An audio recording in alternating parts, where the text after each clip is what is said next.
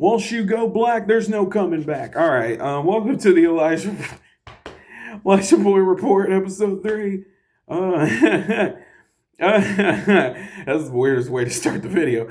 But since we talking black, um, yo man, since we talking black, no, we're gonna talk about Sinners real quick before we get into the wrestling. You know what I'm saying? I watched Sinners last night. Went to the movie theater. It was crowded, man. I picked the wrong day to go. I should have went early. I should have went like on a Sunday. Don't nobody go there on Sunday. But anyway, moving on. My gosh, it was a great movie. I'm not gonna spoil nothing. I ain't gonna give a full-fledged review, word for word, bar for bar. I liked the story. It felt different. It felt unique and fresh. Number two, Michael B. Jordan, that performance, like as two different people, like he was twin brothers, and it felt real. It felt natural, different personalities and all this other stuff. Haley Steinfeld.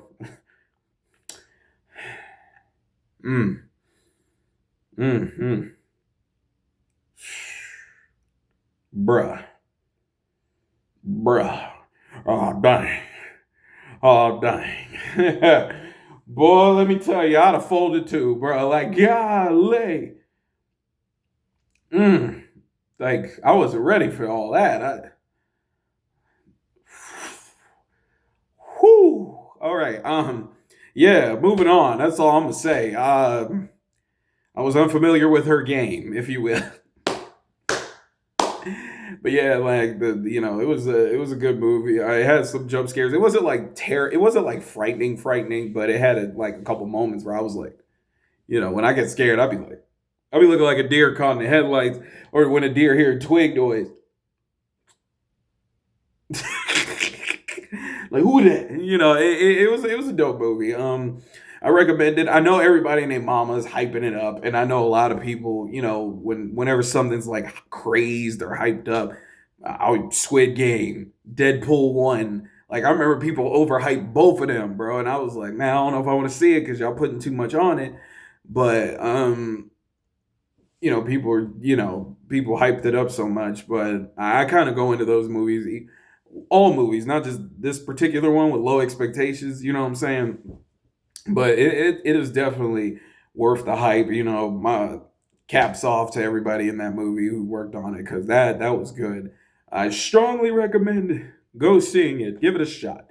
Let me know if you have already seen it. Please let me know. What did you think about it?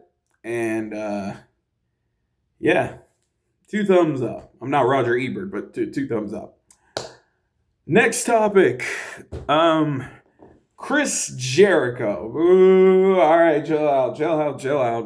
Golly. So Chris Jericho did like an interview. I don't know who with. He apparently said he'd be open. Pause. He'd be open to return to WWE.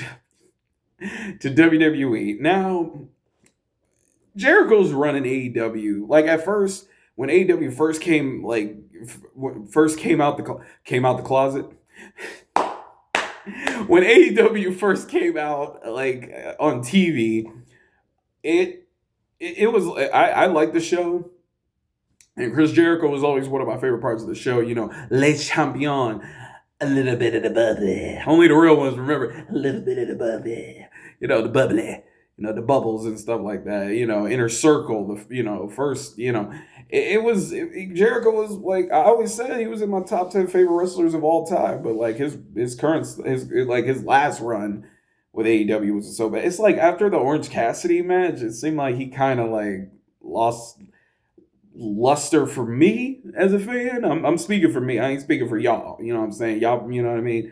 I mean the MJF Jericho thing, the Dinner Debonair, his AEW career, but I don't know how long his contract is. I know there was I heard people saying, "Oh, he signed a 10-year deal. He ain't going nowhere." I mean, that could change. Let's be real, but like him returning to WWE, I mean, at some point he gonna be in the Hall of Fame. That's like a no-brainer. We're not gonna take away his accolades. I do remember. I want to say it was for Cena's celebration. I want to say, remember when they did a bunch of videos of wrestlers from past, present, who were like, hey, just want to wish John Cena thank you. When Jericho came on the screen, the crowd went nuts. They think it was like, Well, I would love to see what Jericho would look like in WWE now. You know what I mean? You you want to know what happens to people who beg for Chris Jericho and and don't appreciate him? You want to know what happens? You just made the list. It's oh man, the list was one of my favorite things in the world, bro. But y'all let me know how you feel about it. Should Jericho return to WWE? Or should he finish out in AEW? At some point he's gonna have to, so yeah. Next topic I want to get on. Let's stay on topic with the WWE. We're gonna talk about Bayley and seeing her getting taken off of WrestleMania. Some people feel like she's been kind of pushed to the side for Becky Lynch. My opinion on like the four horsewomen of NXT from the golden age, I like to call it, or the black and gold brand: Charlotte, Sasha Banks, Bayley, Becky Lynch. When it came to the four of them, for me, is how I see them. Like I felt Charlotte was the best wrestler. Not saying they all are great wrestlers, but to me, Charlotte was the best wrestler. To me, Bayley was the best on the mic. Becky had the best gimmick with the man, and Sasha, I always felt like she had the best presentation in regards to like just the aura and the presentation and all. And she's always doing like outside projects, like the Star Wars Mandalorian thing, and then I think she was on Wild and Out once, all kinds of stuff. But that was always my opinion of them. Bayley, I always felt like she was underappreciated a lot. You know what I mean? Like I don't want to say she's like the bridesmaid, but never the bride. But like she is a multiple time women's champion. But I always felt like she was kind of forgotten about a lot, and I know like she's a team player. I saw that Chris Van Vliet clip where she was talking about by the time this comes out, it's like okay, I could tell like at that time she knew she would be taken off of WrestleMania, and it's like I know that had to hurt. Look, I mean, props to her if she's not hurt, but if it was me, let them tell me I'm getting taken off of WrestleMania because somebody want to return. I'd be mad as bruh. Man, I can't wait to face Randy Orton. Then Triple H in the corner like, hey Elijah, come here for a second. Hunter! Hey man, I am so grateful for this opportunity. I can't wait to face. Well, actually, I wanted to talk to you about that. So we're gonna have you removed, and we're gonna have Goldberg wrestle this guy instead. Excuse me? What you mean I'm off of WrestleMania? I'm healthy. I've been showing up to work. I brought muffins, for goodness sake. I brought muffins, dog.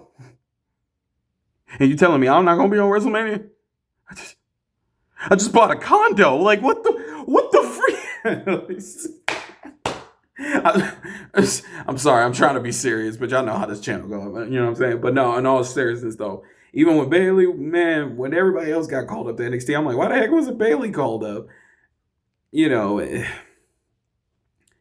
I'm like, I always felt like she was treated like the middle child at this point. But honestly, I felt bad, like, because I know that kind of, I know, but when she said that she didn't feel like she was on that level of a Charlotte or Becky, that kind of hurt a little bit because I always viewed her highly, like for real, because I mean, everywhere she goes, she always gets a reaction. Every time she go overseas, they always be like, "Hey, Bayley, ooh, ah, I wanna know, will you be my girl?" Like they'll do that forever, bro. Like forever. And even in the U.S., you get decent reactions here. Like I don't know. Then again, I know how it works. So you get the crowd's got to stand up on their feet, like I don't know. It's kind of sad to see as a fan, or as a fan of hers.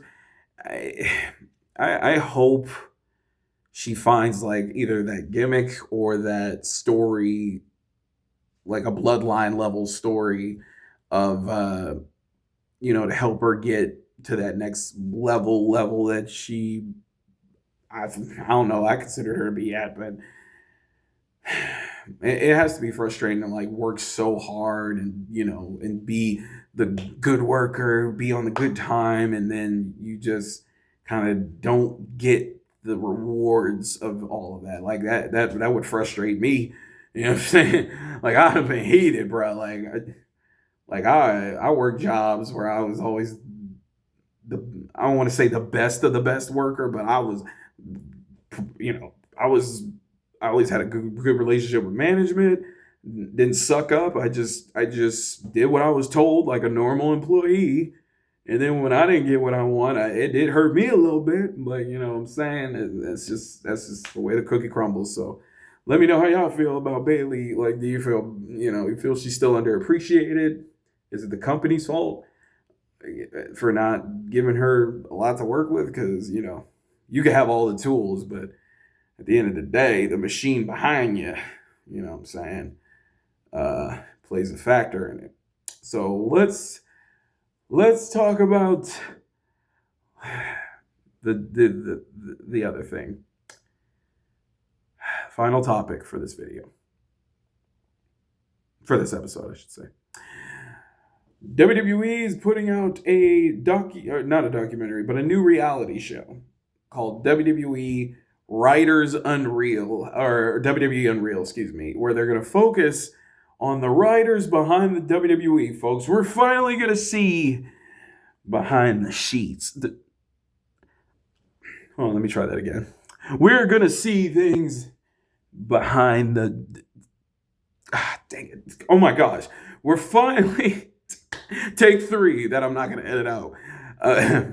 We're finally going to see... Oh my God. Behind the curtain. Yeah, what's behind that curtain? What's behind that? What's behind that curtain? Yeah. All right, what am I doing? So the WWE is putting this out. Honestly, I have mixed feelings about it. Just like with WWE LFG, I'll with the whole seeing wrestlers before they're ready thing. I don't know if I wanted to sit through that, and just hearing some of the. I don't know if they script it up a little bit. Most reality shows do that, but with the writers, we're gonna finally put a face to all the people who may have done segments that we didn't particularly like that much. Because can you imagine we see a writer named like Philip, who's like, honestly, I don't see why people want LA Knight so badly. He's not really. There's nothing marketable there. Like, you know what I mean? Like, I mean, nothing against him as a person. I'm sure he's a great guy, and the crowd likes him. But me personally, I don't know how. I don't think he deserves to be in the main event spotlight. So I'm trying to pitch other people. Like we would literally see who might be like against our favorite wrestlers, and how weird would it be to see a guy with a paper and stuff like that talking to I don't know, like who's great on the microphone. Like we'll use Seth Rollins. We'll see somebody like, Seth, we want you to read this 5-paragraph promo. We need you to memorize it. Dude, honestly, like I love writing, so I have the other side of me is interested. The writer side of me is interested in it, because I've written scripts before. Like I went to college for creative writing, right? So like if you look at my Taylor Tunes channel, you'll know what I'm talking about. I have a Taylor Tunes channel where I did like WWE promos be like, and Agent Davis show, McConnell Academy. Like a part of me wants to see the process of a WWE writer, because I can't imagine. Like I imagine they travel every week, 52 weeks a year, nonstop. I couldn't imagine having to help write a 3-hour Raw or a 3-hour SmackDown every week, including paper PLEs. Like that has to be freaking insane. I don't even know if I could do that. Like that non-stop. Like it's not like a TV show where you're like, oh, we wrote 10 episodes, now we can take a break and get our brains back on track. With WWE, there's no off season. Like we don't have that. Like we don't have that. What the heck was that? Like I sounded like a car that would. Like what is? I sounded like a car that would stop. Okay, why am I doing that? Okay, so what was I talking about before I did that weird noise for 2 minutes? I could imagine doing that nonstop. Like, dude, like, I mean, be real. Would y'all be okay if like WWE had an off season? Like, what if after WrestleMania they took like a month off? Like everybody, the wrestlers, the interviewers, the writers. Like, what if everybody just took a month off after WrestleMania? Then again, what will we do in that month? Probably watch other wrestling shows. I don't know. An off season in WWE would feel weird. Any wrestling company, really. I couldn't imagine AEW taking a month off, even if I begged for it. But no, because I ain't gonna lie, after WrestleManias, bro, I be feeling wrestling watching fatigue. Because, bro, like, oof, bro, it's like hours of wrestling, and then I gotta watch Raw now. It's like Raw after Mania, but it's insane. So let me know. Are you excited for WWE Unreal? I may do a reaction or a review of. We'll see what happens of the episode since it'll be on Netflix, I believe. So let me know what y'all think about it down below. So since I have a little bit of airtime left, we're just gonna have a conversation. Hey there, how was your day? Oh, really? Hmm, that's cool. Um, for real, like, I think you should wear blue more often because blue is really your color, in my personal opinion. I mean, I would recommend that personally. I'm just joking. I'm not gonna do that. Imagine if I just did that for the rest of the episode, where I'm just acting like I'm talking to you, but I don't know what y'all say. Y'all could be saying anything right now, but let me stop. One thing I do want to talk about: Rusev and Aleister Black have returned to WWE, which is insane to me. Like, y'all, like, there's so many people I wish were in WWE right now. Like, I wish a Samoa Joe. I wish a Samoa Joe I would be in WWE right now. I thought about who else did I really want to see? I'd be thinking about people like Samoa Joe, freaking I even like John Moxley. Like, can you imagine if he was in WWE during the Bloodline storyline? Can you imagine how insane that would be? Like, dog, there was so many things that could have happened. Like, if AEW wasn't even around like that, like, we would still have, they would have a lot to work with, like, roster wise. But it's insane to me. Like, seeing these guys back. Rusev looks like amazing. Like, he ain't been in the ring I don't know how many years. And Aleister Black, seeing him, they brought back the theme song. I was so happy, bro. Like, just, yo, man, that be good. Something truly evil, and do the things you never could. And we will never be equal. Like, it is so freaking dope. I love that song, bro. I hope they put it back on streaming services because, I need that in my playlist, bro. Because I used to, I used to work out with those songs, bro. Like, WWE songs would be like the greatest, like, thing to work out to. Because, like, I remember one time I was bench pressing and I had like the Ryback theme song playing in my ears. I was just, feed me more. Feed me more. Feed like me. And then when I feel tired, meat on the table. Hey, like, I used to get hyped to that. And then when I was on the treadmill, I used to always like I used to always be like having the Ultimate Warrior theme playing in the background. Din din din din din. Din din din din din din din. Yeah, I mean, it was probably dangerous to try to do his movements while on a treadmill. Do not try that at home. What else did I used to work out to? Mark Henry's. I ain't gonna lie. I used to I used to walk into the gym with Mark Henry's theme playing in the hood. Yeah. Somebody gonna get their weight split or whatever I used to do. I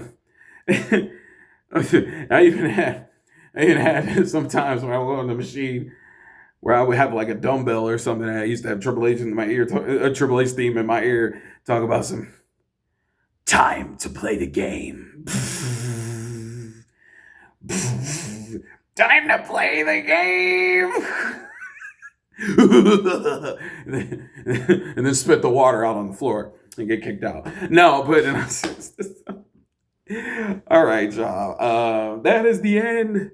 This is all the time we have for the ElijahBoyy Report, episode 3. Go check out the first 2 if you haven't seen them yet.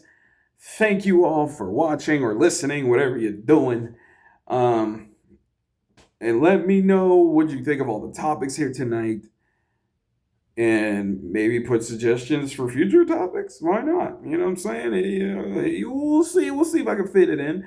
Pause like a pause. But yeah, please like and subscribe if you enjoy. Follow me on Instagram at TakeMyMoneyEB. Follow me on X, Twitter, whatever it's called at this point. ElijahBoyy YT. So yeah, thank you all for the support. Love you guys, gals, whatever. I'm out of here.